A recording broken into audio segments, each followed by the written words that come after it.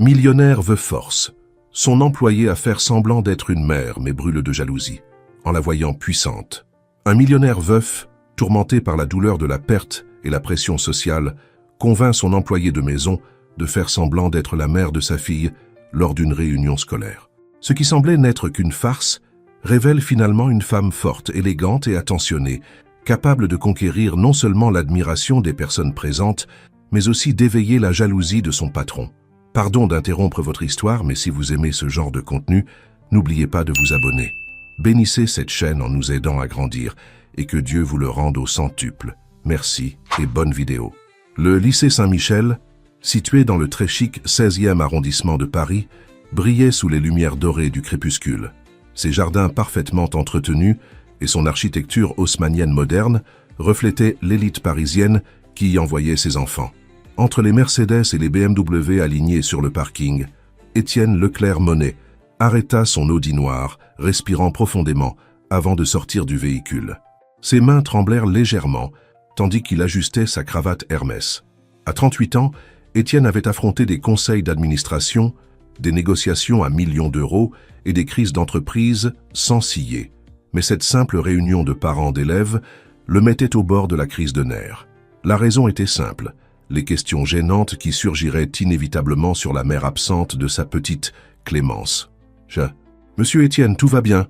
demanda Hélène-Lise, descendant du siège passager.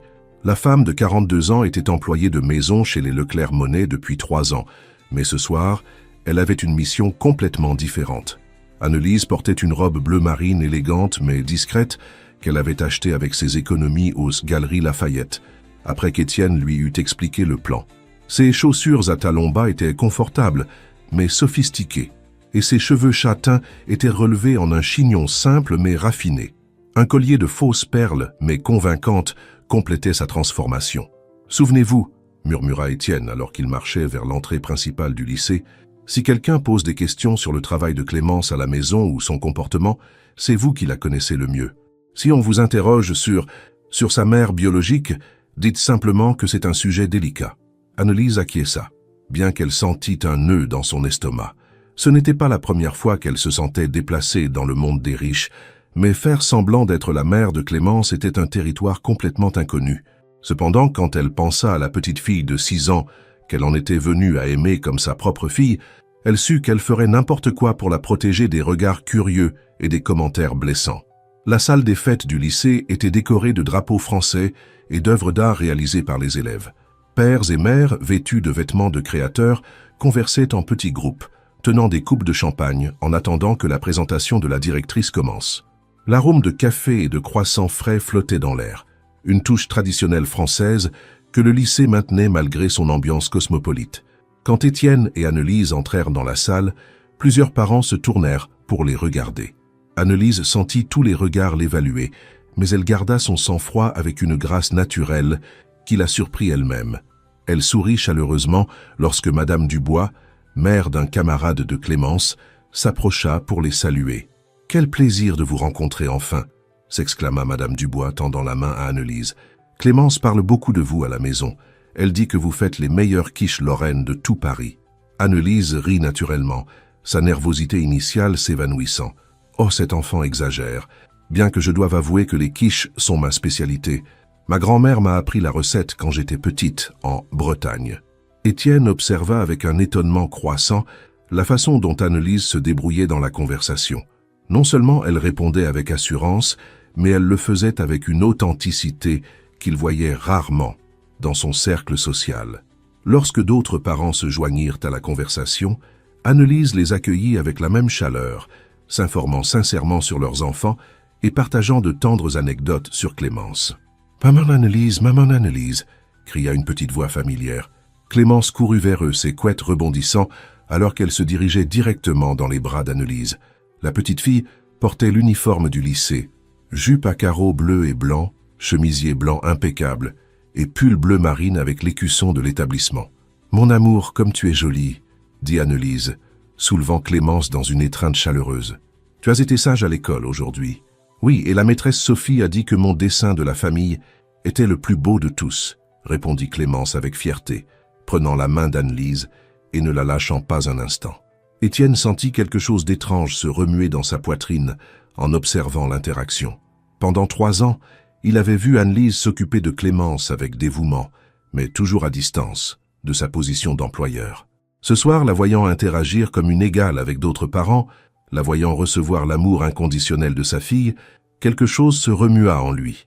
La maîtresse Sophie, une jeune femme titulaire d'un doctorat en pédagogie, s'approcha pour les saluer. « Madame Leclerc, quel plaisir de vous rencontrer enfin.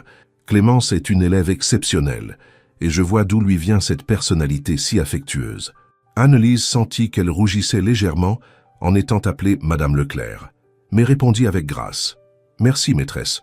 Nous sommes très contents des progrès de Clémence. J'adore la façon dont vous intégrez les traditions françaises dans le programme. Le projet sur la défaite des Lumières, qu'ils ont fait le mois dernier, était extraordinaire. »« Exactement, » continua Anne-Lise, gagnant en confiance. « Il est important que les enfants comprennent leurs racines culturelles, surtout dans un monde aussi globalisé. Je trouve merveilleux que vous combiniez l'excellence académique avec l'amour de nos traditions. » Étienne resta immobile. Anne-Lise ne jouait pas seulement un rôle. Elle exprimait des opinions réfléchies et sincères sur l'éducation de Clémence. Il réalisa qu'il n'avait jamais prêté attention à ses pensées sur ces sujets, supposant qu'en tant qu'employée de maison, elle n'aurait pas d'opinion formée sur la pédagogie ou le développement de l'enfant. Lorsque la directrice du lycée commença sa présentation sur les nouveaux programmes académiques, Étienne ne put se concentrer sur les mots. Ses yeux continuaient de se diriger vers Anne-Lise, qui écoutait attentivement tout en caressant les cheveux de Clémence. La lumière dorée de la salle mettait en valeur les traits d'Anne-Lise, ses yeux noisettes expressifs, la courbe douce de son sourire, la manière élégante dont elle maintenait sa posture. Pour la première fois en 3 ans, Étienne ne voyait plus l'employé de maison efficace qui tenait sa maison en ordre. Il voyait une femme belle, intelligente et attentionnée qui avait été sous son toit tout ce temps. La reconnaissance le frappa comme un coup de poing dans l'estomac, suivi immédiatement par une émotion qu'il n'avait pas ressentie depuis la mort de sa femme 5 ans auparavant, la jalousie. Jalousie de quoi exactement? De la facilité avec laquelle Anne-Lise se liait avec les autres parents, de l'adoration évidente dans les yeux de Clémence quand elle la regardait, ou de la possibilité que d'autres hommes dans la salle remarquent aussi ce qu'ils venaient de découvrir? Lorsque la réunion fut terminée et que les parents commencèrent à se dire au revoir, Étienne s'approcha d'Anne-Lise à pas calculés. Elle était accroupie, aidant Clémence à ranger ses dessins dans une chemise décorée de fleurs en papier. « Anne-Lise », dit-il d'une voix contrôlée, utilisant le ton froid et professionnel qu'il employait lors de ses réunions d'affaires. « Pourriez-vous m'accompagner dîner demain soir? Nous devons maintenir les apparences.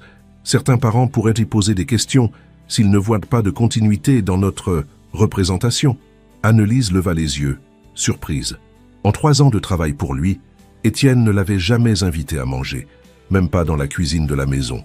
Leurs yeux se rencontrèrent un instant, et elle vit quelque chose de différent dans ce regard bleu qui l'avait tant de fois intimidé. Ce n'était pas la froideur professionnelle habituelle, mais quelque chose de plus intense, de plus personnel. « Bien sûr, monsieur Étienne, » répondit-elle doucement, « si c'est nécessaire pour Clémence. » Alors qu'ils marchèrent vers le parking sous les étoiles de la nuit parisienne, Étienne savait qu'il se mentait à lui-même. Le dîner n'était pas pour maintenir les apparences. C'était parce que, pour la première fois depuis des années, il ressentait le besoin urgent de connaître vraiment la femme qui avait pris soin de ce qu'il avait de plus précieux dans sa vie. Et cela l'effrayait plus que n'importe quelle crise d'entreprise qu'il avait affrontée. Le manoir d'Étienne à Neuilly-sur-Seine s'élevait majestueusement contre le ciel nocturne de Paris. Ses fenêtres à carreaux reflétaient les lumières de la ville qui s'étendaient jusqu'à l'horizon, tandis qu'à l'intérieur, les lustres en cristal de baccarat illuminaient la salle à manger principale d'une lumière dorée et chaleureuse.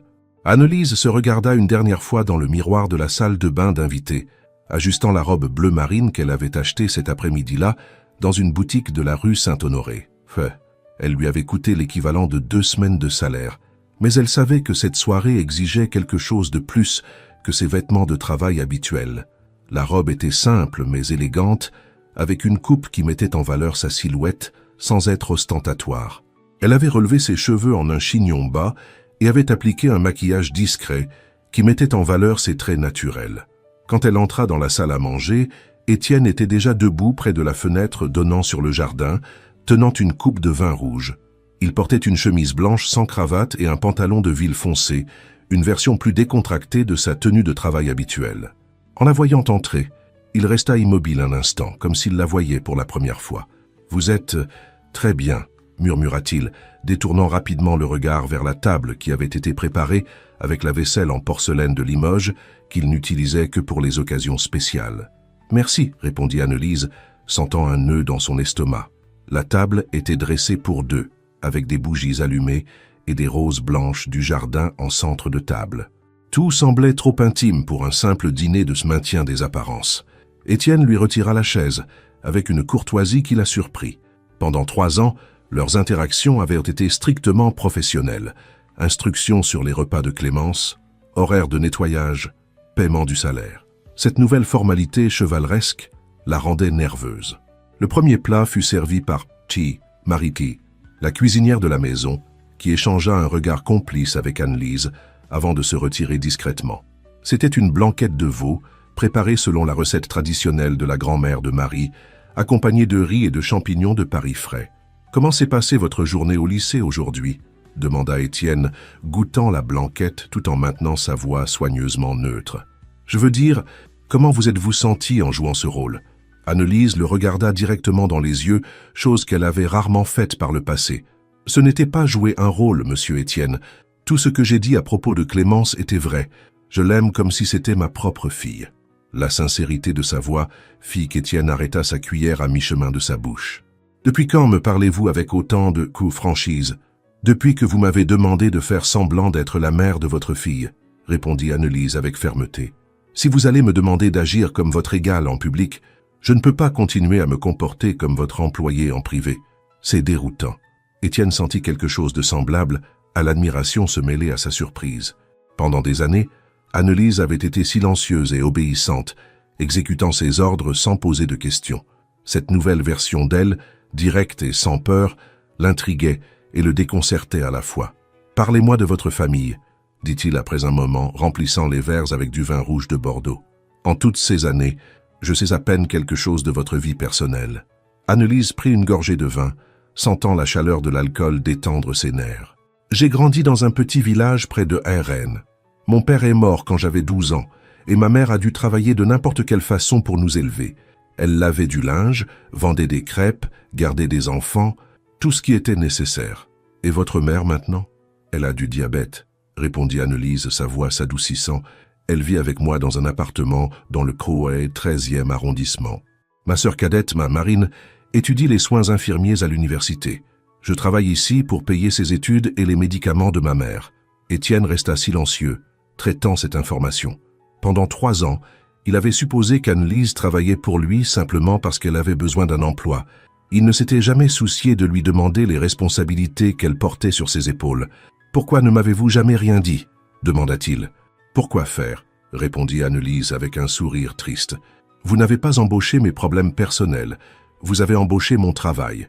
Et j'ai toujours rempli mes obligations. » La tension dans l'air devint palpable. Étienne réalisa qu'il rencontrait Annelise pour la première fois, non pas comme l'employé efficace qui tenait sa maison en ordre, mais comme la femme forte qui soutenait toute une famille avec son travail. Marie revint pour débarrasser les plats de blanquette et servir le plat principal, un coq au vin accompagné de pommes de terre grenaille et d'une salade verte. L'arôme épicé remplit la salle à manger, créant une atmosphère chaleureuse et familiale qui contrastait avec la tension émotionnelle entre les deux convives.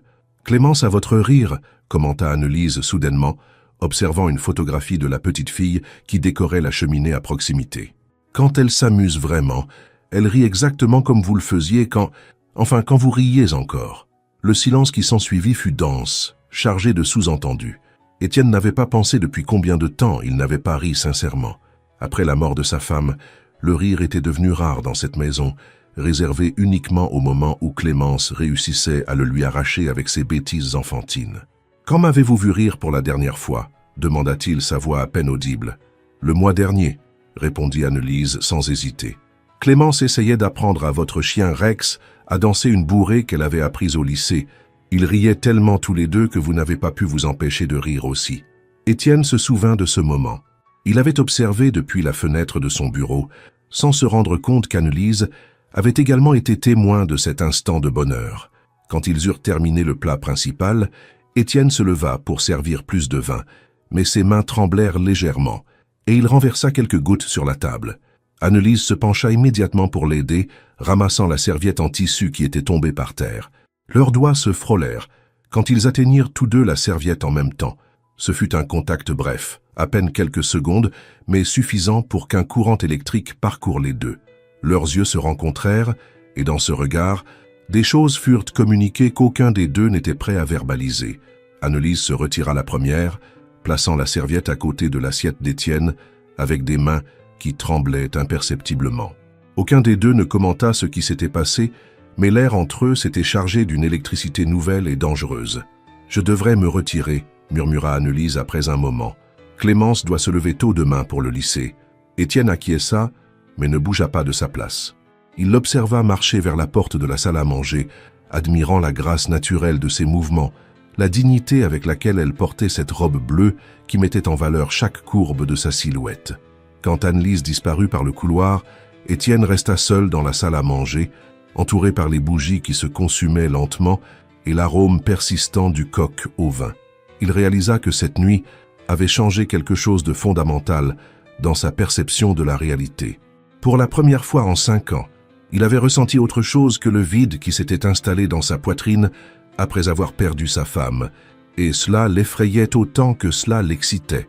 Les jours suivant le dîner devinrent un champ de mine émotionnel dans le manoir de Neuilly-sur-Seine. Étienne avait repris sa routine habituelle. Se lever à 6 heures du matin, consulter les marchés internationaux depuis son bureau, prendre son petit déjeuner seul en lisant le journal financier et partir pour les bureaux du groupe Leclerc-Monnet, avant 8 heures. Cependant, quelque chose avait radicalement changé dans son comportement. Pour la première fois en 3 ans, il se trouvait à chercher des excuses pour rester un peu plus longtemps à la maison chaque matin. Ses yeux erraient vers le jardin où Annelise aidait Clémence avec ses devoirs sous l'ombre du platane que sa défunte femme avait planté des années auparavant. Il les voyait rire ensemble, en résolvant des problèmes de mathématiques ou en pratiquant la lecture à voix haute, et quelque chose se remuait dans sa poitrine. Annelise avait commencé à passer plus de temps avec Clémence en dehors des heures strictement professionnelles.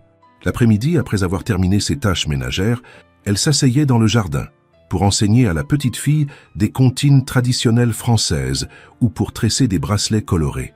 Le week-end, alors qu'auparavant, Clémence passait des heures à regarder la télévision ou à jouer seule avec ses poupées, elle avait maintenant Annelise qui organisait des chasses au trésor dans toute la maison ou lui apprenait à préparer du sirop de grenadine à la cuisine.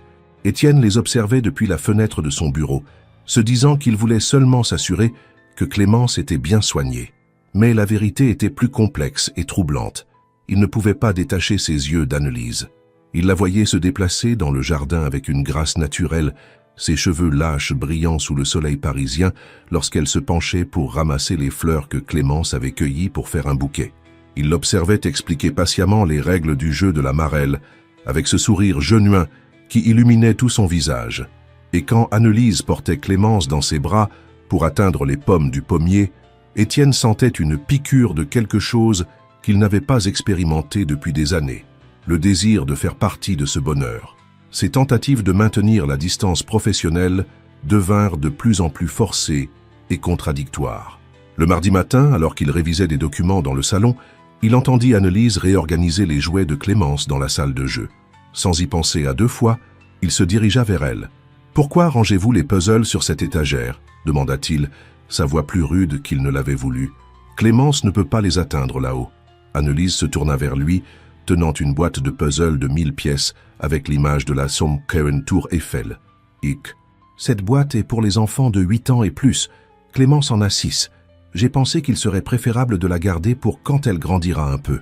C'est moi qui décide ce que ma fille peut et ne peut pas faire, » répliqua Étienne, bien qu'il reconnût intérieurement qu'Annelise avait raison. Le mercredi, il trouva Annelise dans la cuisine, préparant des crêpes au jambon et fromage pour le déjeuner de Clémence. « Ne pensez-vous pas que c'est trop assaisonné ?»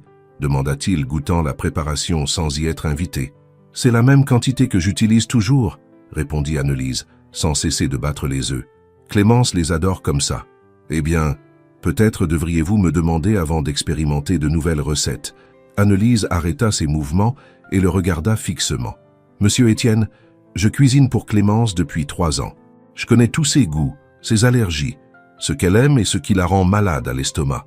Croyez-vous vraiment que je vais empoisonner la petite avec des crêpes ?» Le jeudi, il la trouva en train de lire des contes de fées français à Clémence dans la bibliothèque. « Ne serait-il pas préférable qu'elle lise quelque chose de plus éducatif ?» interrompit-il, désignant les livres de sciences et de mathématiques qu'il avait achetés pour sa fille. Annelise ferma le livre de légendes françaises qu'elle tenait et se leva lentement. Ses yeux noisettes se fixèrent sur ceux d'Étienne avec une intensité qu'il n'avait jamais vue auparavant. « Essayez-vous de me repousser ou de me connaître ?» demanda-t-elle directement, sa voix ferme mais sans agressivité. La question le frappa comme un coup de poing dans l'estomac. Étienne resta paralysé, ne sachant que répondre. Comment pouvait-il expliquer que ces critiques ne naissaient pas d'une insatisfaction mais d'un besoin désespéré de trouver des excuses pour être près d'elle? Comment pouvait-il admettre que chaque interaction, aussi petite soit-elle, était devenue fondamentale pour sa journée? Il resta silencieux, l'observant simplement. Annelise maintint son regard sans ciller, démontrant une force qui le surprit. Pendant 3 ans, elle avait accepté ses ordres sans poser de questions, avait gardé la tête basse et n'avait parlé que lorsque c'était nécessaire. Cette nouvelle version d'Annelise, courageuse et directe, le fascinait autant qu'elle l'intimidait. « Je ne vais pas me laisser intimider par votre froideur », continua Annelise, faisant un pas vers lui. « Si vous avez un problème avec moi ou mon travail, dites-le-moi clairement. Mais je ne vais pas marcher sur des œufs dans une maison où j'ai donné le meilleur de moi-même pendant 3 ans. » Étienne sentit quelque chose de similaire au respect se mêler à l'attirance qu'il avait essayé de nier. Annelise ne se comportait pas comme une employée soumise, elle se comportait comme une femme qui connaissait sa valeur et n'avait pas peur de la défendre. Clémence, qui avait écouté la conversation depuis sa petite chaise de lecture, s'approcha d'eux en fronçant les sourcils. « Pourquoi vous disputez-vous » demanda-t-elle, prenant la main d'Annelise instinctivement. « Nous ne nous disputons pas, mon amour » répondit Annelise doucement, s'accroupissant pour se mettre à la hauteur de la petite fille. « Nous sommes juste en train de clarifier certaines choses. » Étienne observa comment Annelise calmait Clémence, avec des caresses dans les cheveux et des mots doux. Il vit la confiance absolue dans les yeux de sa fille, la façon dont elle se détendait complètement en présence d'Annelise, et il réalisa que Clémence avait été plus heureuse ces dernières semaines que depuis longtemps. Les jours suivants, la tension dans la maison devint presque palpable. Étienne et Annelise se croisaient dans les couloirs, dans la cuisine, dans le jardin, et chaque rencontre était chargée d'une électricité qu'aucun des deux ne savait comment gérer. Les salutations cordiales se transformèrent en échanges de regards prolongés. Les instructions professionnelles se transformèrent en conversations qui duraient plus que nécessaire. Annelise commença à porter des robes plus ajustées pour travailler, bien qu'elle se dise que c'était une coïncidence. Étienne commença à chercher des excuses pour travailler depuis la maison, bien qu'il eût des réunions importantes au bureau. Clémence, avec l'intuition naturelle des enfants, perçut le changement dans l'atmosphère de la maison. Ses sourires devinrent plus fréquents, surtout quand elle voyait son père et Annelise dans la même pièce. Un jour, alors qu'ils déjeunaient tous les 3 ensemble, ce qui avait commencé à se produire plus souvent, Clémence commenta avec innocence « J'aime quand nous sommes tous ensemble. On dirait une vraie famille. » Les mots de la petite fille tombèrent sur la salle à manger comme une bombe silencieuse. Étienne et Annelise échangèrent un regard lourd de sens, et tous deux sûrs que ce qui grandissait entre eux ne pouvait plus être ignoré très longtemps. L'après-midi du vendredi arriva, chargé de nuages gris qui menacèrent de déverser la première forte pluie de la saison sur Paris. Annelise était dans la cuisine, préparant du sirop de menthe, lorsqu'elle entendit la sonnette de l'entrée principale. Clémence jouait dans sa chambre avec ses poupées, et Étienne se trouvait dans son bureau, révisant les états financiers du trimestre. En ouvrant la porte en chêne massif, Annelise se retrouva face à face avec une femme qui semblait sortie des pages d'un magazine de haute société. Elle était grande, aux cheveux blonds platine parfaitement coiffés en douces ondulations et portait un tailleur pantalon blanc de marque italienne qui coûtait probablement plus que le salaire annuel d'Annelise. Ses chaussures à talons hauts étaient en cuir français, et elle portait un sac Birkin qui brillait sous la lumière du jour nuageux. « Oui ?» demanda Annelise poliment, bien que quelque chose dans la posture de la femme la mit immédiatement sur ses gardes. L'inconnu l'évalua de haut en bas avec un regard froid et calculateur, comme si elle examinait un objet dans une vitrine. « J'ai besoin de parler à Étienne », déclara-t-elle sans même se présenter, sa voix chargée d'une arrogance qu'Annelise reconnut immédiatement comme celle de quelqu'un habitué à être obéi sans poser de questions. « Monsieur Leclerc-Monnet est occupé en ce moment, » répondit Annelise, maintenant son ton professionnel mais ferme. « Pourriez-vous me dire votre nom afin que je l'annonce ?» La femme laissa échapper un rire méprisant. « Mon nom est Valentine de la Croix-Dumont. Et je n'ai pas besoin d'être annoncé. Étienne et moi avons une histoire. » Annelise sentit quelque chose d'étrange se remuer dans son estomac, une sensation désagréable qu'elle ne parvint pas à identifier immédiatement. « Un instant, s'il vous plaît, » murmura-t-elle, fermant partiellement la porte. Elle trouva Étienne dans son bureau, concentré sur les chiffres d'exportation. « Monsieur Étienne, il y a une madame de la Croix-Dumont qui dit qu'elle a besoin de vous parler. Elle dit que vous avez une histoire. » L'effet de ces mots fut immédiat. Étienne pâlit, la plume tomba de ses mains, et un instant il sembla qu'il avait vu un fantôme. Il passa une main dans ses cheveux et soupira profondément. « Valentine » murmura-t-il, comme si le nom avait un goût amer dans sa bouche. « Est-elle seule ?»« Oui, monsieur. » Étienne se leva lentement, ajustant sa chemise et redressant ses épaules, comme s'il se préparait à une bataille. « Faites-la passer dans le salon principal. Et Annelise, gardez Clémence dans sa chambre un moment, d'accord ?» Quand Annelise retourna à la porte, Valentine était déjà entrée d'elle-même et examinait le hall d'un air de propriétaire. Ses yeux s'arrêtèrent sur chaque détail. Le lustre en cristal, les peintures classiques au mur, le vase de Sèvres qui décorait la table de l'entrée. « Je vois qu'Étienne a toujours bon goût pour la décoration », commenta-t-elle avec un sourire qui n'atteignait pas ses yeux, bien que certaines choses aient changé. Le regard qu'elle adressa à Annelise en disant ces derniers mots était si chargé de venin qu'on pouvait presque le sentir physiquement. Annelise la guida vers le salon principal où Valentine s'installa sur le canapé en cuir comme si elle était chez elle. Quand Étienne entra dans le salon, le changement dans son comportement fut notable.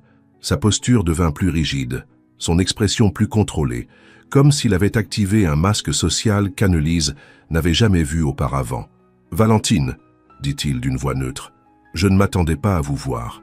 Mon cher Étienne, » ronronna-t-elle, se levant et s'approchant de lui à pas calculés. « Une vieille amie ne peut-elle pas venir vous rendre visite de temps en temps ?» Annelise, qui était restée sur le seuil en attendant des instructions, observa comment Valentine s'approchait trop près d'Étienne, comment elle lui touchait le bras avec familiarité, comment elle inclinait la tête de cette manière coquette que les femmes utilisent lorsqu'elles veulent rappeler à un homme des temps passés. « Annelise, vous pouvez vous retirer, » dit Étienne sans la regarder, sa voix étrangement tendue. Mais Annelise ne bougea pas immédiatement. Elle resta là, observant comment Valentine se comportait, comme si elle connaissait chaque recoin de cette maison, comment elle mentionnait des souvenirs partagés avec Étienne, comment elle parlait de nos vieux jours, avec une intimité qui fit que quelque chose se tordit douloureusement dans la poitrine d'Annelise. Quand elle se retira finalement à la cuisine, Annelise put entendre des fragments de la conversation à travers les portes entr'ouvertes. Valentine parlait de voyages qu'ils avaient faits ensemble, de fêtes sur la Côte d'Azur, de projets qu'ils avaient eus avant que tout ne se complique. « Vous souvenez-vous de notre dernier week-end à Asdeauville ?» l'entendit-elle dire d'une voix mielleuse. « Vous aviez dit que vous y construiriez une maison pour nous, que ce serait notre refuge du monde. » Annelise sentit une piqûre dans la poitrine qui la surprit par son intensité. C'était une sensation nouvelle et désagréable, un mélange de douleur, de rage et d'insécurité qui la fit serrer les poings. De la jalousie, elle, ressentant de la jalousie envers l'ex de son patron. La visite se prolongea pendant plus d'1 heure. Quand Valentine prit finalement congé, elle le fit avec un baiser sur la joue trop près des lèvres d'Étienne, et avec la promesse de « rester en contact maintenant que je suis de retour à Paris ». Avant de partir, Valentine s'arrêta devant Annelise, qui était en train d'arranger les fleurs du hall. « Et vous êtes ?» demanda-t-elle avec un faux sourire comme un billet de 3 €. « Annelise, madame, je travaille ici. »« Ça, bien sûr, » dit Valentine, son sourire devenant encore plus condescendant. « Quelle chance vous avez de travailler dans une si belle maison. Étienne est sûrement un patron très généreux. » La façon dont elle prononça le mot « généreux » fit qu'Annelise se sentit comme si elle avait été giflée. Il y avait une insinuation dans ces mots, une suggestion sale qui la fit rougir d'indignation. « Monsieur Leclerc-Monnet est un homme respectable, » répondit Annelise avec dignité. « Bien sûr qu'il l'est, » rit Valentine, « bien que parfois les hommes respectables puissent être surprenants dans leurs décisions. Mais ne vous inquiétez pas, ma chère, Je suis sûr que vous êtes très bonne dans ce que vous faites. » Quand la porte se referma derrière Valentine, Annelise resta dans le hall, se sentant comme si elle avait été renversée par un ouragan. Elle ne comprenait pas entièrement ce qui venait de se passer, mais elle savait que cette femme était venue avec une mission, et que cette mission avait directement à voir avec Étienne. Ce soir-là, pendant le dîner, Étienne fut plus silencieux que jamais. Il répondait aux questions de Clémence par monosyllabes, touchait à peine sa blanquette, et ses yeux semblaient voir quelque chose que lui seul pouvait percevoir. Annelise l'observait de l'autre bout de la table, remarquant les lignes de tension autour de ses yeux, la façon dont il serrait la mâchoire quand il croyait que personne ne le regardait. Elle voulait lui demander qui était cette femme, ce qu'elle voulait, pourquoi sa visite l'avait tant affectée. Mais elle n'avait pas le droit de poser ces questions. Elle était l'employée de maison et les affaires personnelles d'Étienne ne la concernaient pas. Cependant, en débarrassant les plats du dîner et en observant Étienne perdu dans ses pensées, Annelise sut avec une certitude absolue que cet après-midi-là avait changé quelque chose de fondamental dans la dynamique de la maison. Et pour la première fois de sa vie, elle comprit ce que signifiait ressentir une vraie jalousie. Le crépuscule du samedi peignait le ciel de Paris de tons orangés et pourpres, tandis que les lumières de la ville commençaient à scintiller comme des étoiles terrestres.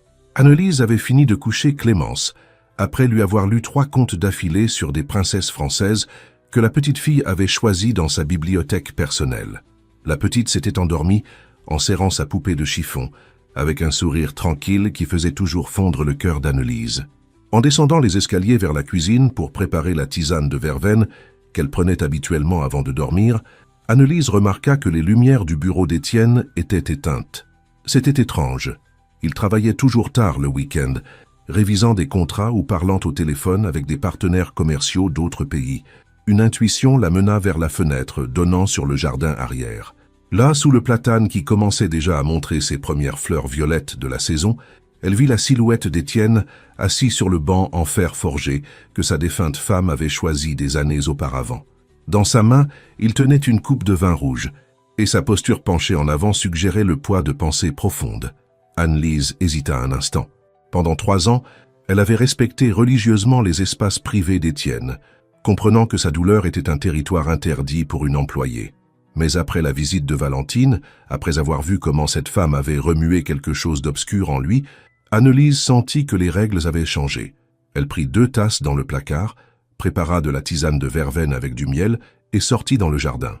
Ses pas sur l'herbe fraîchement coupée furent insilencieux, mais Étienne la sentit s'approcher sans se retourner. « Vous ne pouvez pas dormir ?» demanda-t-il, sa voix rauque par le vin et les émotions contenues. « J'ai pensé que vous aimeriez peut-être un peu de tisane, » répondit Annelise, plaçant une tasse fumante sur la table de jardin à côté du banc.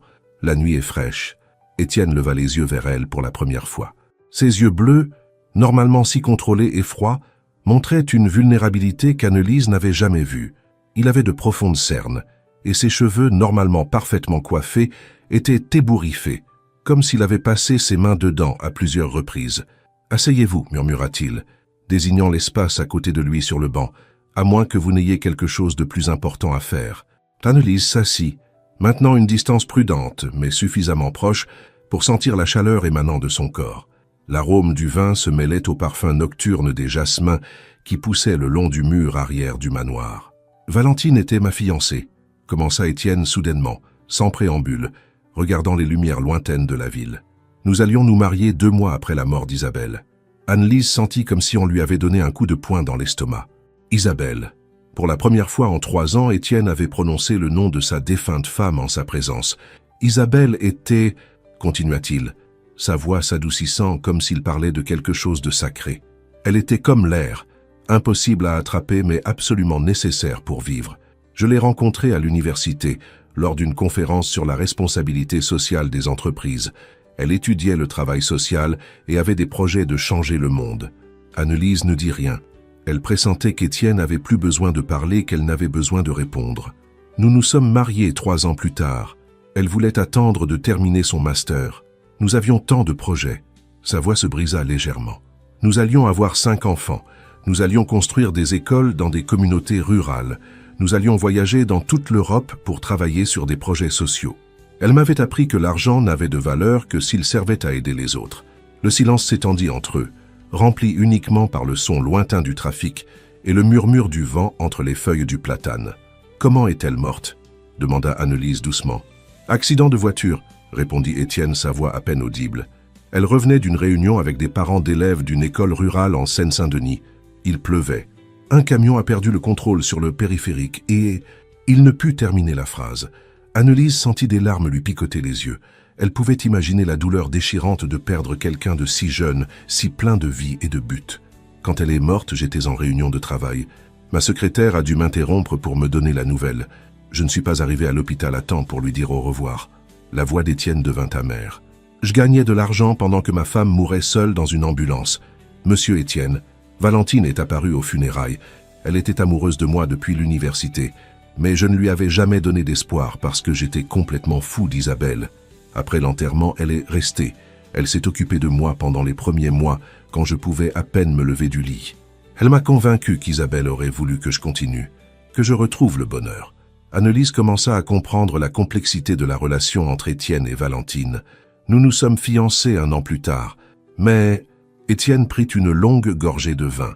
Ce n'était pas de l'amour, c'était du désespoir, de la peur de la solitude, de la gratitude mal comprise. Quand Clémence est née, j'ai réalisé que je ne pouvais pas épouser quelqu'un qui n'était pas la mère de ma fille. Valentine ne comprenait pas pourquoi je ne pouvais pas simplement oublier Isabelle et passer à autre chose. C'est pour ça que vous avez rompu? Elle est partie en voyage en disant qu'elle reviendrait quand je mûrirais émotionnellement. Le rire d'Étienne fut sec et sans humour. Je suppose que 5 ans lui semblent suffisants pour surmonter la mort d'une femme. Annelise traita toute cette information, comprenant finalement pourquoi la visite de Valentine avait tant affecté Étienne. « Ma plus grande peur, continua-t-il, la regardant directement pour la première fois de toute la conversation, est d'échouer avec Clémence comme j'ai échoué avec Isabelle. Ne pas être là quand elle aura besoin de moi.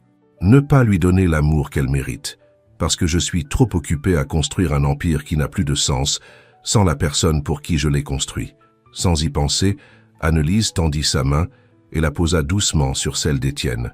Ce n'était pas un geste romantique, c'était profondément humain, une connexion silencieuse entre 2 personnes qui avaient reconnu la douleur et la perte. « Vous n'avez pas échoué avec Clémence, » dit-elle doucement. « Cet enfant vous adore. Et elle est là, présente dans votre vie, pas absente. C'est déjà plus que ce que beaucoup de parents donnent. » Étienne regarda leurs mains unies, la sienne petite et bronzée sur la sienne plus grande et pâle. Pour la première fois depuis des années, il ne se sentait pas complètement seul. Ils restèrent ainsi de longues minutes, partageant un silence qui semblait plus intime que n'importe quelle conversation. Quand Annelise se leva finalement pour se retirer, Étienne la retint doucement en la prenant par le bras. « Annelise » murmura-t-il, mais la relâcha ensuite, comme s'il s'était souvenu de qui il était et de qui elle était. Elle s'éloigna vers la maison, mais quelque chose de fondamental avait changé dans le jardin cette nuit-là. Ils avaient franchi une ligne invisible, créant une intimité silencieuse qui changerait à jamais la nature de leur relation. Les jours suivant la conversation dans le jardin se transformèrent en une torture psychologique pour Étienne. Chaque fois qu'il voyait Annelise préparer le petit déjeuner de Clémence ou l'aider avec ses devoirs, il se souvenait de la chaleur de sa main sur la sienne, de la compréhension silencieuse dans ses yeux noisettes, de la manière dont elle avait écouté ses confessions les plus intimes sans le juger. Cette intimité l'effrayait plus que n'importe quelle crise financière qu'il avait affrontée dans sa carrière d'homme d'affaires. Pendant 5 ans, il avait construit des murs autour de son cœur, et en une seule nuit, Annelise avait trouvé une fissure qui menaçait de faire s'effondrer tout son système de défense émotionnelle. Le mardi matin, alors qu'il se préparait à aller au bureau, Étienne prit une décision qu'il croyait être la plus sensée: prendre ses distances avec Annelise avant que la situation ne devienne plus compliquée. Il la trouva dans la cuisine, préparant le pique-nique pour le lycée de Clémence. Elle portait une simple robe de coton jaune qui mettait en valeur le teint doré de sa peau, et ses cheveux étaient relevés en une tresse lâche d'où s'échappaient quelques mèches rebelles. Elle avait l'air fraîche et naturelle, comme une image des calendriers de la poste, que sa grand-mère avait l'habitude d'accrocher dans la cuisine de sa maison d'enfance. « Annelise » dit-il d'une voix contrôlée, adoptant le ton froid et professionnel qu'il avait utilisé pendant les premières années de leur relation de travail. « J'ai besoin de vous parler. » Elle leva les yeux des sandwich jambon-fromage qu'elle préparait, et quelque chose dans son expression se durcit légèrement, comme si elle avait perçu le changement d'ambiance. « Dites-moi, monsieur Étienne. » Le retour au « monsieur » après des jours de conversation plus informelle ne passa inaperçu pour aucun des deux. « J'ai réfléchi à votre implication avec Clémence », commença-t-il, évitant de la regarder directement dans les yeux. « Je pense qu'il est préférable de maintenir les choses plus professionnelles. Votre travail ici est de maintenir la maison en ordre, pas d'être une compagne de jeu constante pour ma fille. » Les mots sortirent de sa bouche comme des balles, froides et précises. Il vit Tiag Anneliese, rester immobile, le couteau à beurre suspendu en l'air à mi-chemin du pain. « Je comprends », répondit-elle après un instant, sa voix soigneusement neutre. « Cela signifie que vous n'aurez plus besoin que j'accompagne Clémence Cohn à ses activités scolaires ou que je l'aide avec ses devoirs. » « Exactement. J'engagerai une nounou professionnelle pour ses fonctions. Vous pourrez vous concentrer sur les tâches ménagères. » Anneliese termina de préparer le déjeuner en silence, emballant chaque sandwich avec des mouvements mécaniques et précis. Sa dignité était tangible, comme un bouclier invisible qui la protégeait du coup qu'elle venait de recevoir. « Autre chose ?» demanda-t-elle, essuyant ses mains sur un torchon brodé de fleurs de lys. « Non, c'est tout. » Étienne se dirigea vers la porte, mais la voix d'Anneliese l'arrêta. « Allez-vous expliquer avec Clémence pourquoi je ne pourrais plus lui lire d'histoire avant de dormir ?» La question le frappa comme un coup de marteau dans la poitrine. Il se retourna pour répondre, mais Anneliese était déjà sortie de la cuisine par la porte arrière qui donnait sur le jardin. Les effets de la nouvelle dynamique se firent sentir immédiatement. Anneliese revint à son ancienne routine d'il y a 3 ans.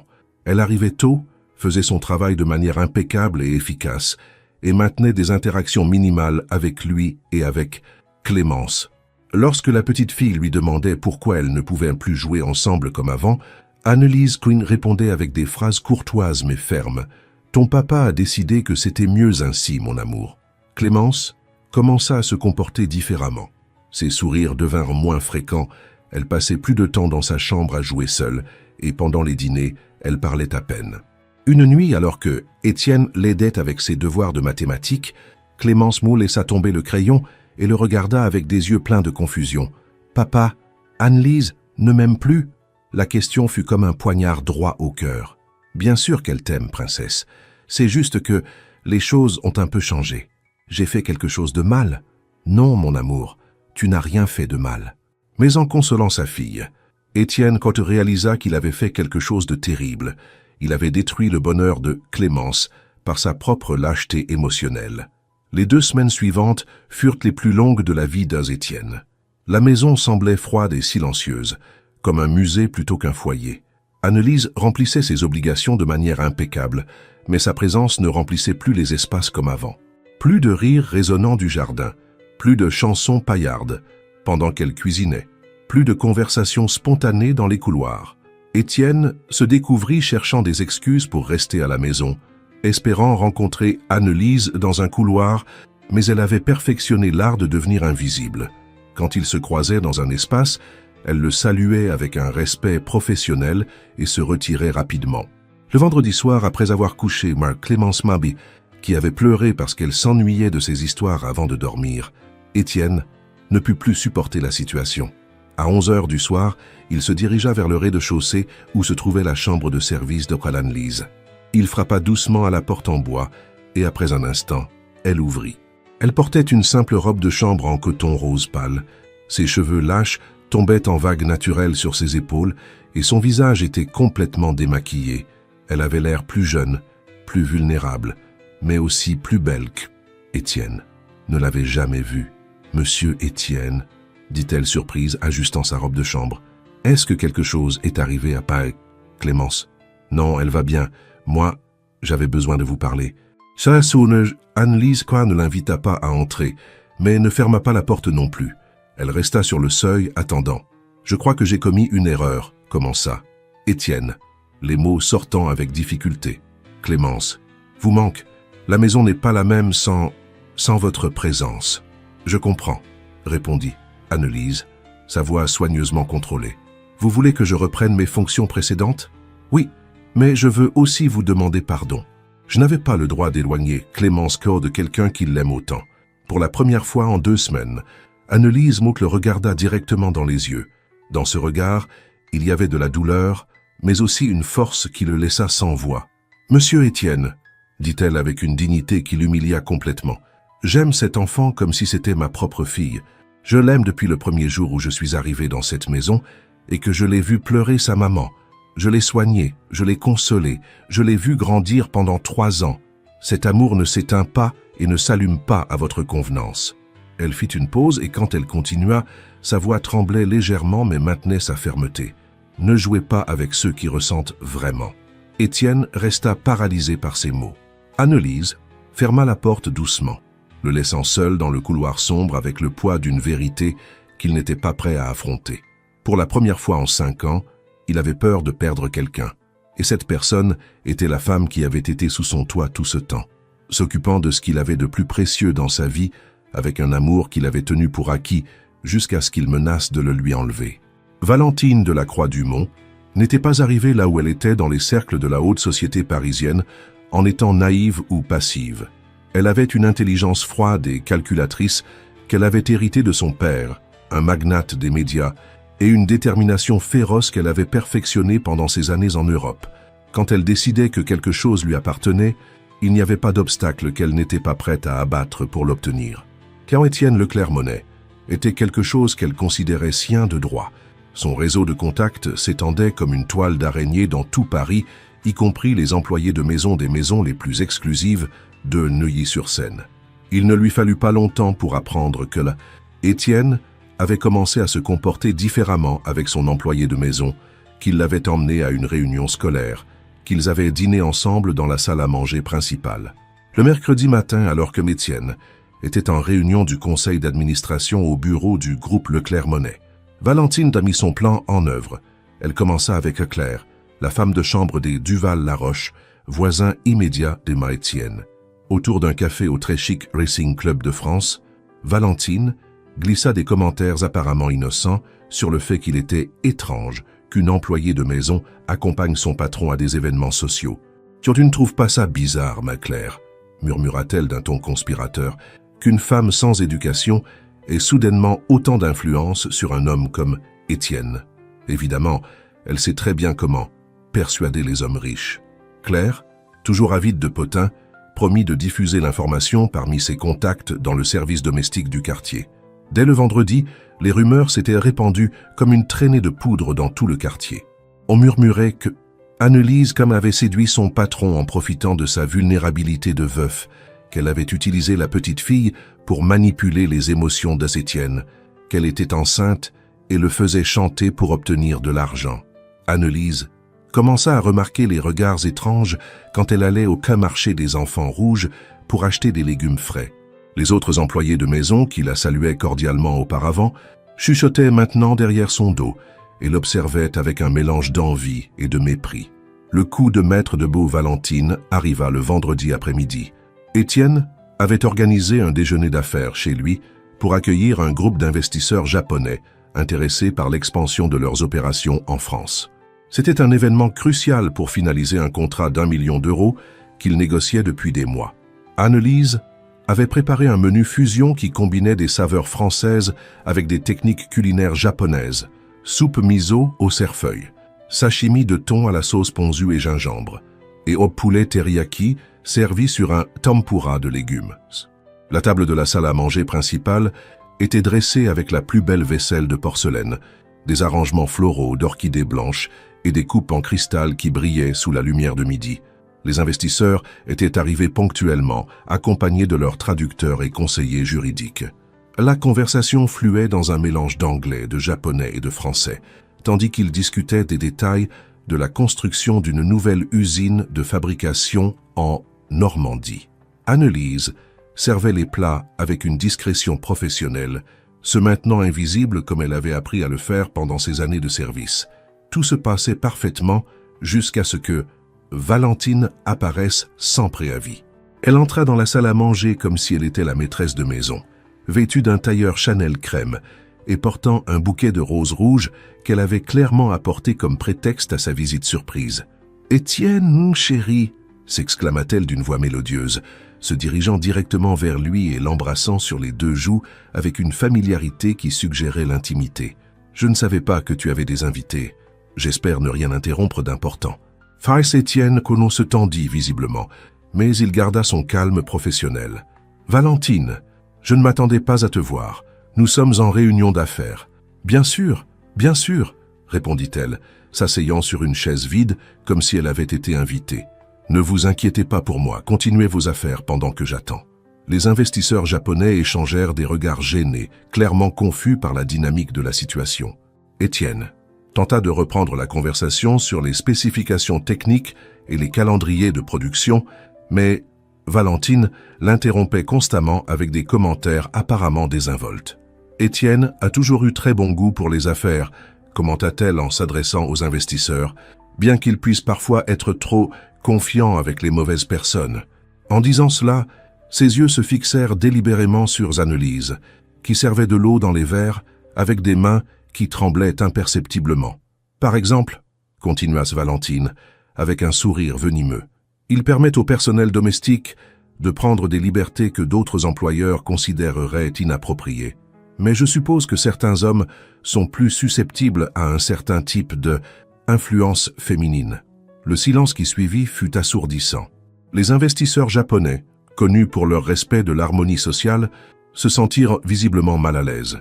Annelise resta immobile près de la table, tenant la carafe d'eau comme si c'était une ancre au milieu d'une tempête. « Bien que je doive admettre, » ajouta Valentine, observant Annelise avec malice, « qu'il est impressionnant de voir comment certaines femmes peuvent s'élever socialement si rapidement. D'employée de maison à... Eh bien, qui sait quel titre elle utilise maintenant ?» L'humiliation était palpable. Annelise sentait les regards de toutes les personnes présentes se poser sur elle comme des dagues. L'air de la salle à manger était devenu épais et suffocant. Avec une dignité qui surprit tous les présents, Annelise posa soigneusement la carafe sur la table, se dirigea vers Étienne et fit une petite révérence. « Cher monsieur Leclerc Monet, oui, dit-elle d'une voix claire et ferme, merci de m'avoir permis de vous servir aujourd'hui. Ce fut un honneur. » Puis elle s'adressa aux invités. « Messieurs, que vous profitiez du reste de votre repas. » Sans regarder Valentine une seule fois, Annelise sortit de la salle à manger la tête haute, laissant derrière elle un silence qui ressemblait au vide après une explosion. Étienne se leva brusquement de sa chaise, ses yeux bleus brillant d'une fureur qu'il n'avait jamais montrée en public. « Valentine, dit-il d'une voix dangereusement basse, j'ai besoin de vous parler, tout de suite. » Il la conduisit à son bureau, fermant la porte avec plus de force que nécessaire. Les investisseurs japonais restèrent dans la salle à manger, échangeant des mots dans leur langue maternelle qui exprimaient clairement confusion et désapprobation. « Qu'est-ce que tu crois faire ?» rugit Étienne, son self-control finalement fracturé. Valentine le regarda avec un sourire triomphant. « Protéger tes intérêts, évidemment. Tu crois que tes partenaires vont respecter un homme qui se laisse manipuler par une employée de maison ? Ça ne te regarde pas. »« Ah bon ?» Valentine s'approcha de lui, sa voix devenant plus dure. « Tu vas choisir une servante plutôt que ta propre classe sociale, plutôt que moi. » Étienne la regarda fixement, et pour la première fois depuis des années. Valentine vit quelque chose dans ses yeux qui la déconcerta, un mépris absolu.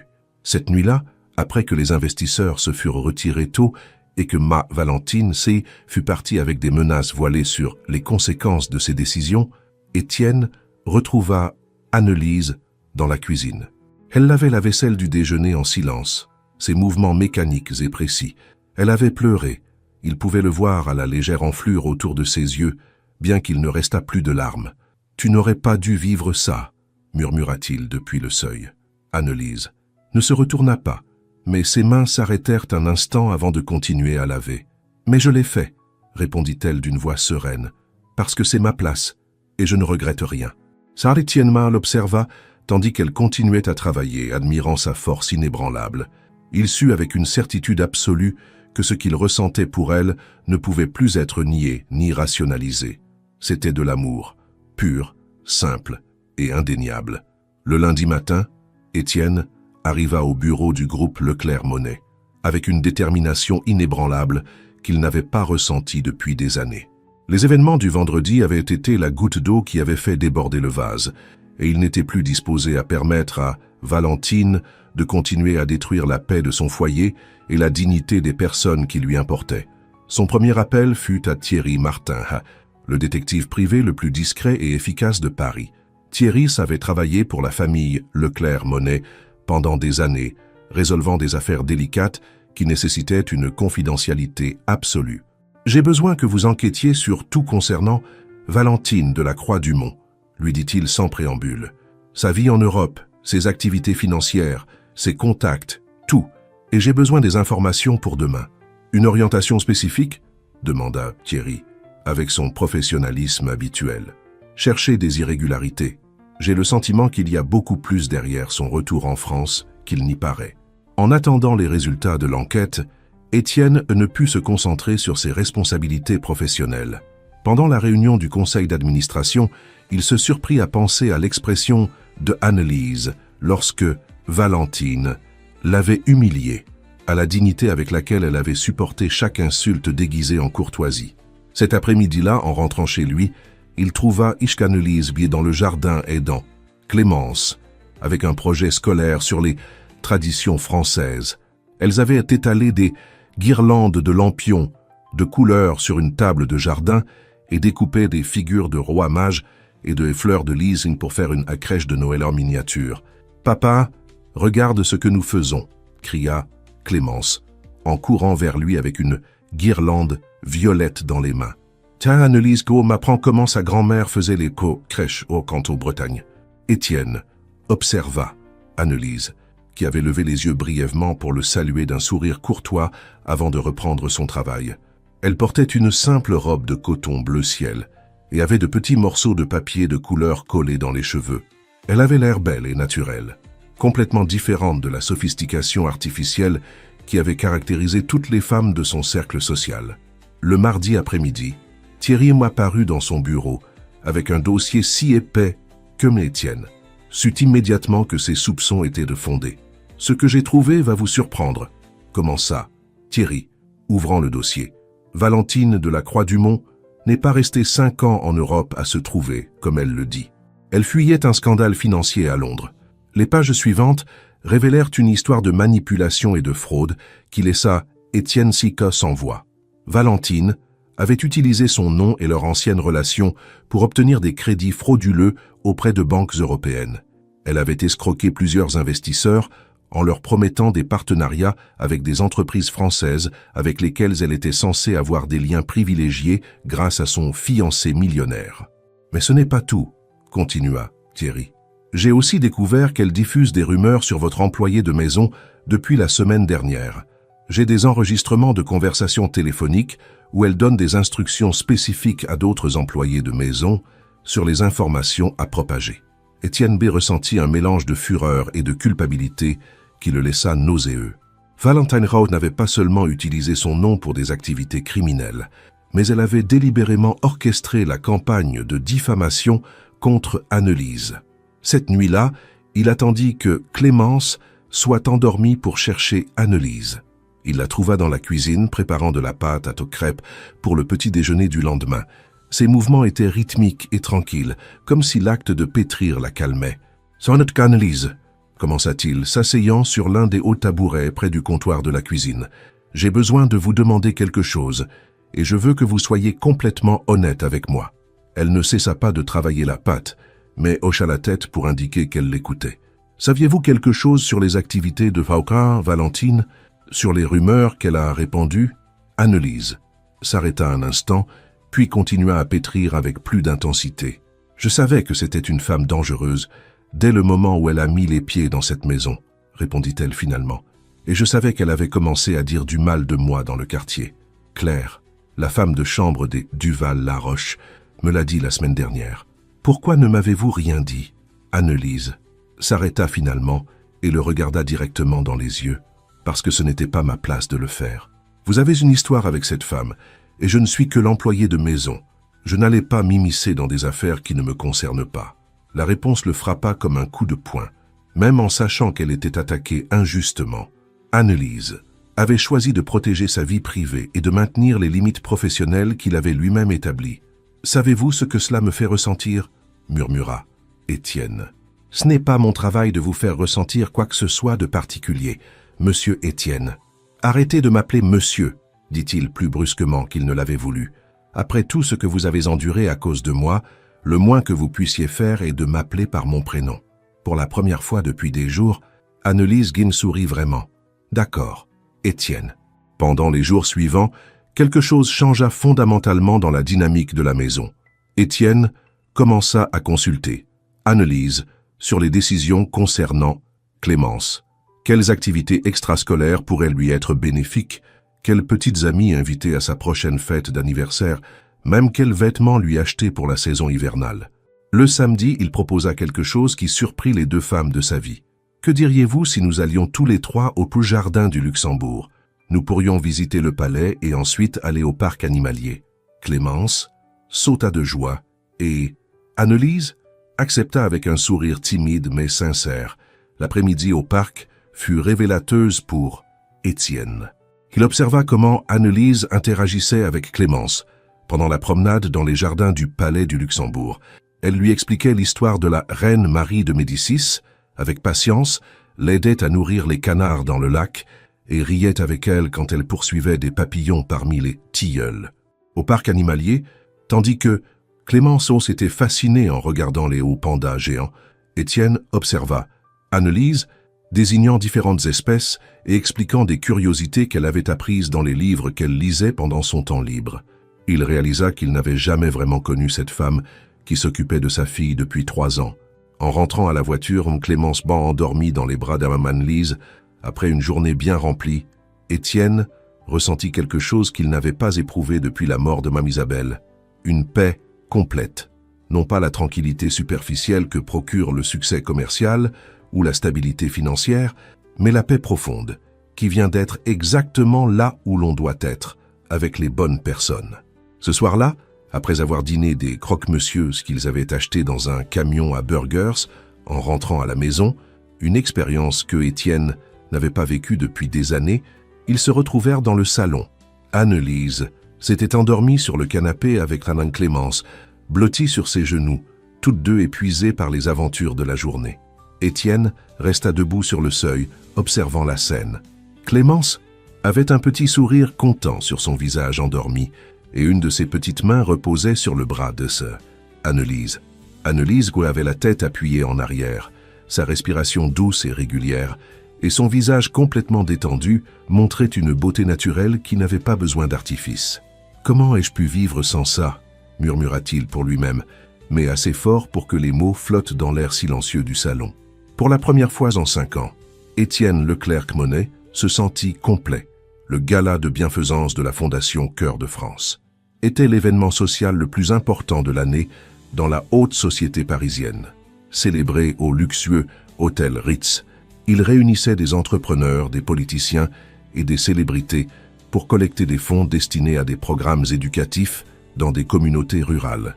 Étienne y assistait chaque année plus par obligation sociale que par conviction, mais cette fois, il avait décidé d'y aller dans un but précis, annoncer publiquement sa rupture définitive avec Salès Valentine et clarifier les rumeurs concernant Annelise.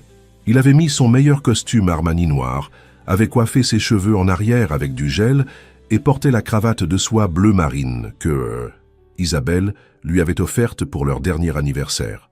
Dans la poche intérieure de sa veste, il gardait un discours soigneusement préparé où il prévoyait de défendre publiquement Annelise et de dénoncer les mensonges de Valentine. Cependant, Valentine le devança. Quand Étienne arriva au salon de réception de l'hôtel, décoré d'arrangements floraux d'orchidées blanches et de bougies dorées, il put déjà sentir que quelque chose n'allait pas.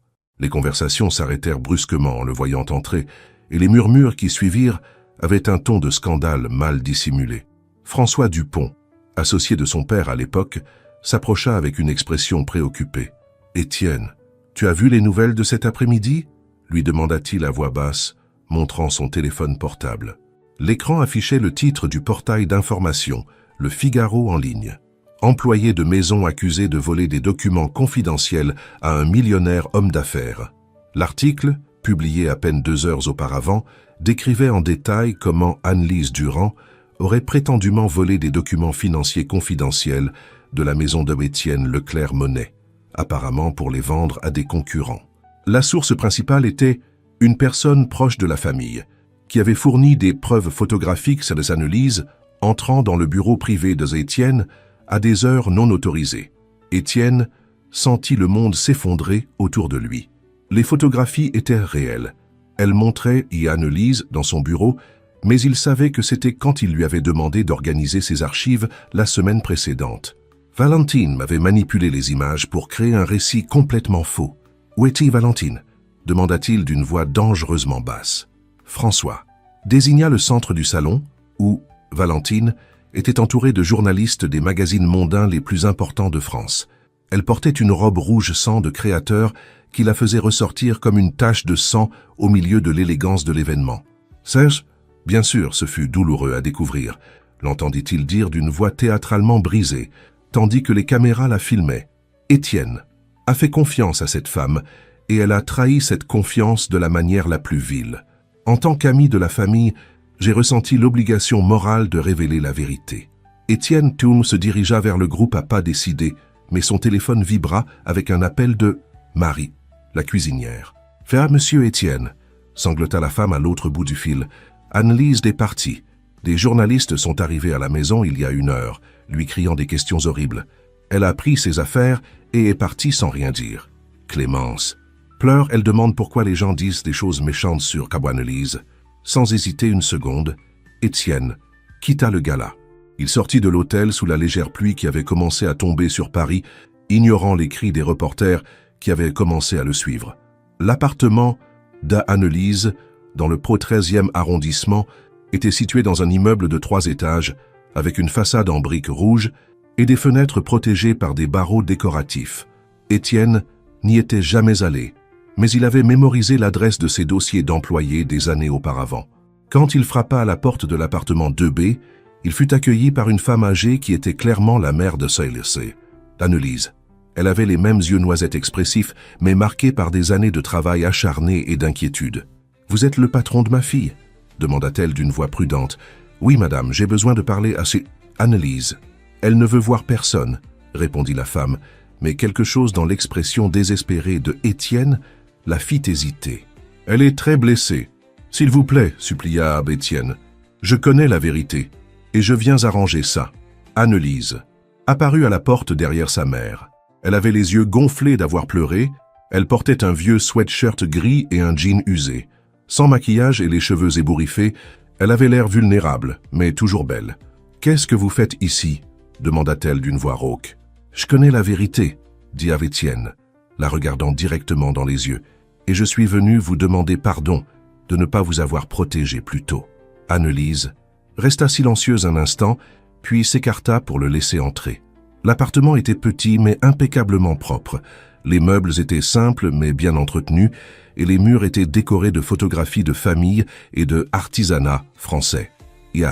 Sur une table basse, il y avait des exemplaires de plusieurs journaux avec des titres sur le scandale. « J'ai des preuves de tout », lui dit Étienne, s'asseyant à côté d'elle sur le canapé en tissu fleuri. Il lui montra le dossier que Thierry avait préparé sur Valentine, y compris des enregistrements de conversations où elle orchestrait la campagne de diffamation. Anne-Lise examina les documents en silence, ses larmes tombant sur les pages. « Pourquoi ?» murmura-t-elle finalement. « Parce qu'elle est désespérée, répondit Étienne, et parce qu'elle a sous-estimé à quel point vous êtes importante pour moi. » Ils travaillèrent ensemble toute la nuit, organisant les preuves et préparant une stratégie légale. Étienne contacta ses avocats les plus compétents et des spécialistes en relations publiques. Le lundi matin, les bureaux du Haut Parquet de Paris reçurent une plainte formelle pour diffamation, fraude et usurpation d'identité contre Beaton Valentine de la Croix-du-Mont. Les preuves étaient si accablantes que le mandat d'arrêt fut émis le même jour. Mais le moment le plus important arriva cet après-midi-là, quand Étienne convoqua une conférence de presse dans le hall des bureaux du groupe Leclerc-Monnet. « Bonjour », commença-t-il, regardant directement les caméras de TF1, France 2 BIA et des principales chaînes d'information. « Je suis ici pour clarifier les mensonges qui ont été diffusés sur Mademoiselle Anne-Lise Durand et pour déposer formellement des accusations criminelles contre Valentine de la Croix-du-Mont. » Pendant les 30 minutes suivantes, Étienne vous présenta toutes les preuves de l'innocence de Anne-Lise et des crimes de Valentine. Mais plus important encore, il parla d'Anne-Lise, non pas comme son employée, mais comme la femme extraordinaire qui avait pris soin de sa famille pendant 3 ans. Anne-Lise Durand est une femme d'une intégrité inébranlable, déclara-t-il devant les caméras. Pendant 3 ans, elle a été plus qu'une employée pour ma famille. Elle a été un pilier de force, d'amour et de dévouement. Les accusations portées contre elle sont complètement fausses et toute personne ou tout média qui continuera à les diffuser fera l'objet de poursuites judiciaires. Les titres de cette nuit-là furent complètement différents. Homme d'affaires démasque son ex-fiancé pour calomnie et la vérité sur le scandale vengeance de femme éconduite. 2 jours plus tard, Annelise retourna au manoir de Neuilly-sur-Seine. Mais quand Étienne Cohn ouvrit la porte, il ne la reçut pas comme une employée. « Bienvenue chez vous », lui dit-il, prenant sa valise et la regardant dans les yeux. Non plus comme employée, mais comme membre de la famille. Annelise sourit pour la première fois depuis des jours et Étienne sut qu'il avait enfin fait ce qu'il fallait. 6 mois après le scandale qui avait secoué la haute société parisienne, le manoir de Neuilly-sur-Seine avait subi une transformation qui allait bien au-delà de la décoration ou du mobilier. L'air même semblait différent, plus léger, plus chaud, rempli d'une énergie vitale qui avait été absente pendant des années.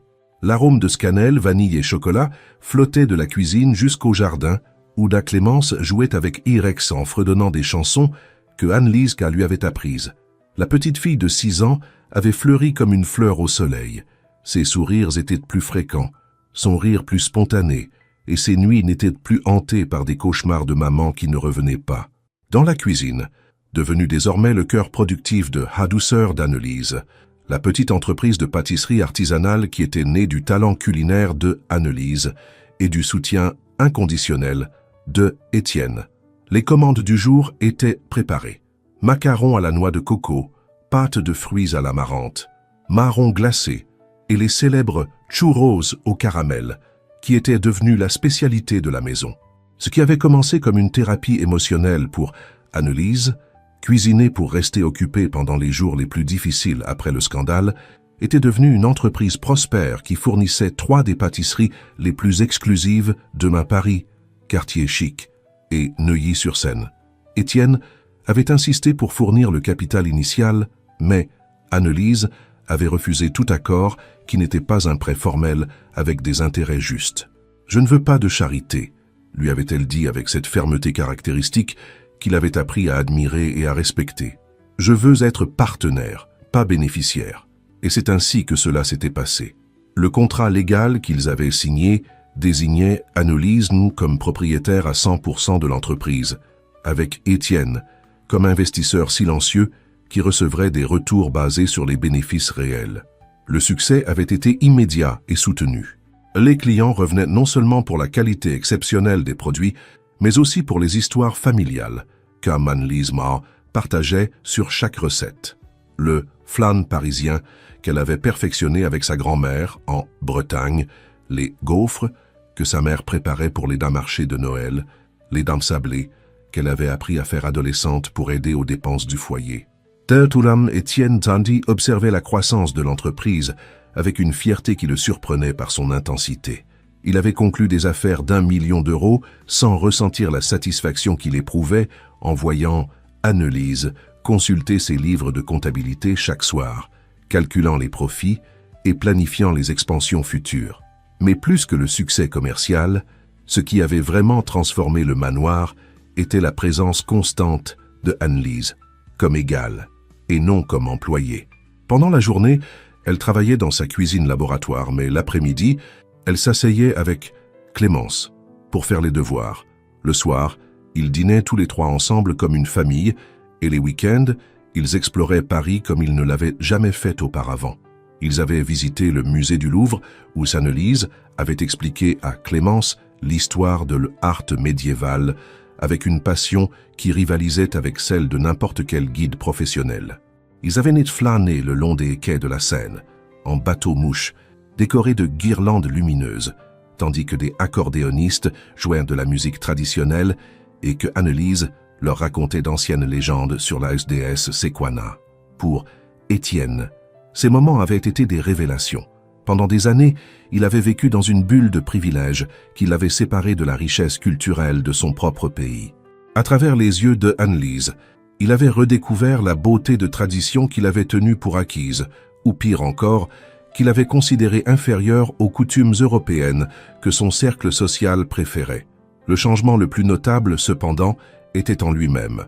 Ses employés du groupe Leclerc-Monet commentaient que M. Leclerc-Monet souriait davantage, se montrait plus patient en réunion et avait commencé à mettre en œuvre des programmes de responsabilité sociale qui bénéficiaient directement aux communautés rurales. L'homme qui avait hérité d'un empire construit sur la distance émotionnelle avait commencé à diriger avec le cœur en plus du cerveau. La transformation n'était pas passée inaperçue dans les cercles sociaux de l'élite parisienne. Certains le critiquaient de se rabaisser au niveau d'une employée de maison, mais beaucoup d'autres admiraient secrètement son authenticité et le bonheur évident que dégageait sa famille. Un après-midi d'octobre, tandis que les feuilles du platane commençaient à changer de couleur et que l'air de Paris acquérait cette clarté spéciale qui précédait l'hiver, Étienne prit une décision qui avait mûri dans son cœur pendant des mois. Après le dîner, des croque-madame Muscadouane-Lise avait préparé suivant une recette lyonnaise qu'elle avait apprise d'une amie de sa mère. Il attendit que Clémence s'endorme pour mettre en œuvre un plan qu'il avait perfectionné pendant des semaines. Le jardin avait été transformé en un décor de conte de fées. Des centaines de petites lumières brillaient parmi les branches du pin à platane et les rosiers, créant un ciel étoilé artificiel qui rivalisait avec les étoiles réelles qui commençaient à apparaître dans le firmament parisien.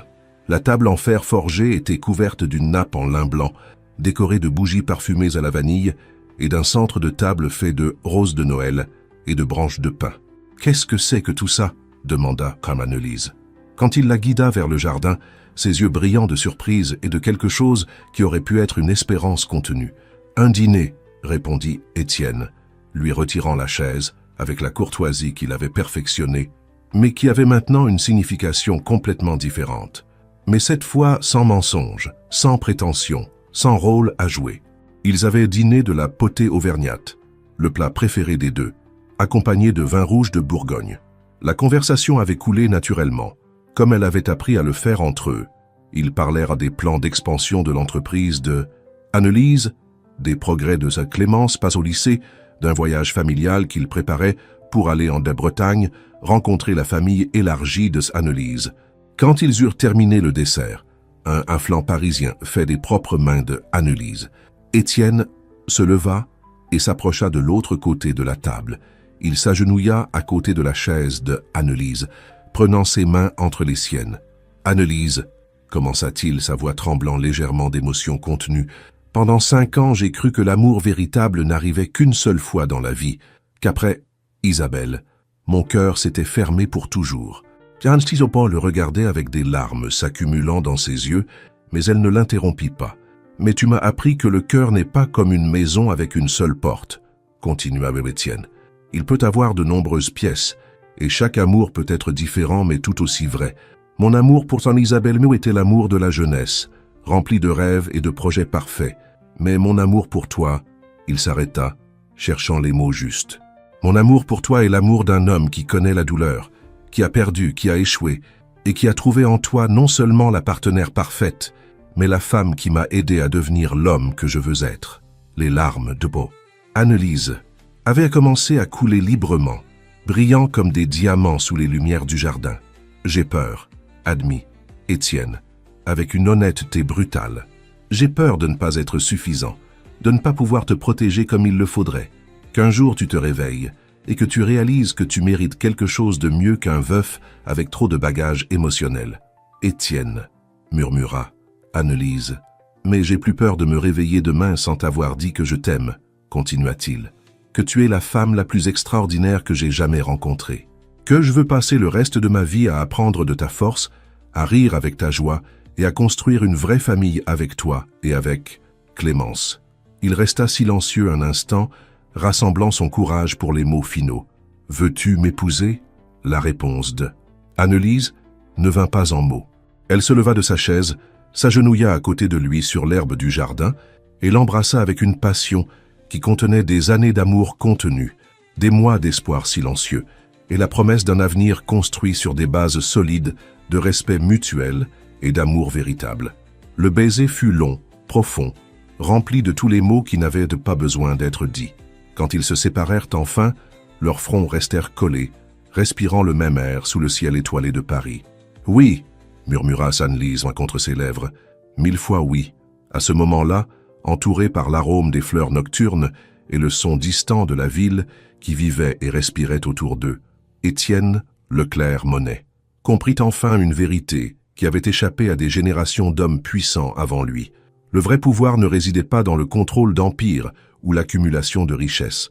Le vrai pouvoir était dans le courage de donner son cœur complètement, d'aimer sans réserve, de construire quelque chose de réel et de durable avec une autre personne.